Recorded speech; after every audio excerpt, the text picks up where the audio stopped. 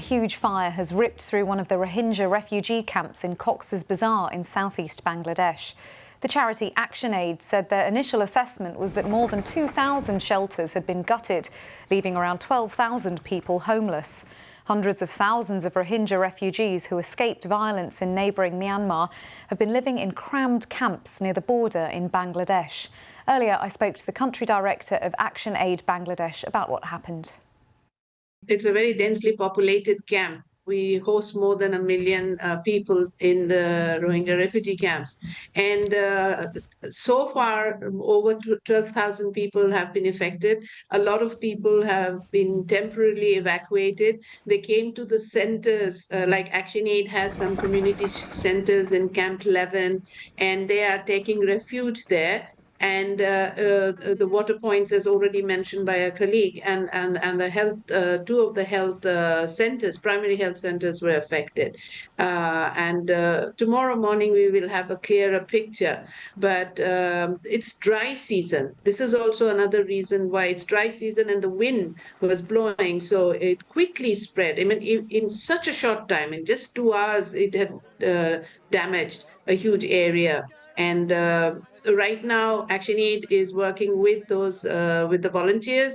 We're providing dry food and water, but the repercussions are going to be long-term, and we will all have to work very closely. 5 departments of the fire service work very hard to put the fire down, and we are all together in this situation. The resources that we now need is to rebuild the infrastructures, and it takes a little time to do that.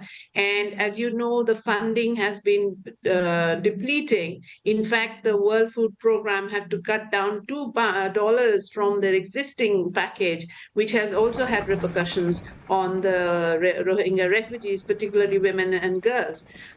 So we don't, to answer your question, no, we don't have all the resources. We need quick mobilization, and we need also resources and materials which will help to prevent in the future such spread. The officials have not given any details about how it started, but it is really fortunate that it did not spread to other parts of this Balukali camp. It's camp number 11. I've been there.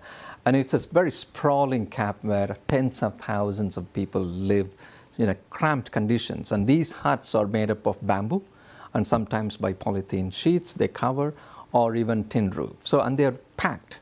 And there are tens of thousands of people are living. So when they cook food, or in the evening somehow the fire starts by accident. But officials say they managed to bring it under control. But thousands of people are now affected. They are now homeless, with women and children, as the aid worker was saying, that it is a very terrible condition because they'll be staying outside in cold. But the aid agencies say they are providing all the help, but also a reminder of the situation of Rohingya refugees, where nearly 1 million of them who escaped violence from neighbouring Myanmar. And these camps are situated very close to the border in the Cox's Bazar district. And the conditions they live, and many people feel, the Rohingya community feel, that they have been forgotten by the world community.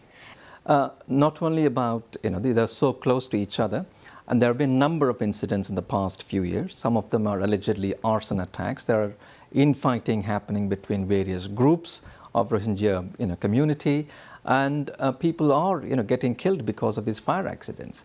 And the government wants to relocate some of these people to an island, Bhasan Char Island, so that they can reduce the density and give more space for the people, for the Rohingya. But many of them do not want to leave the relatives because this is on the mainland.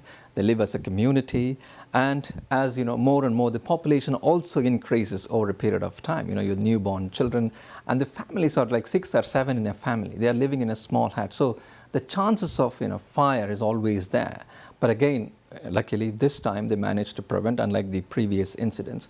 But this issue of density, the crowded camps under squalid conditions, that need to be addressed, and that is what aid agencies have been talking about for a long time.